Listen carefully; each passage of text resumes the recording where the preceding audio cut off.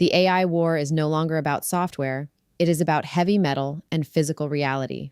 I'm Anna, and on today's Jamga Mind Daily, Elon Musk is spending $25 billion to rewrite the semiconductor supply chain. We are deconstructing Terafab, Musk's joint venture between Tesla and SpaceX, to build the largest chip factory in history, right in Austin, Texas. The goal? A terawatt of computing power in space. If you control the hardware and the orbit, you control the future of the intelligence stack. While Musk builds the silicon, others are harvesting the world. We look at the dark side of DoorDash's new Tasks app, which pays users to film their surroundings to train autonomous robots. It's a spatial data land grab, and your physical privacy is the currency.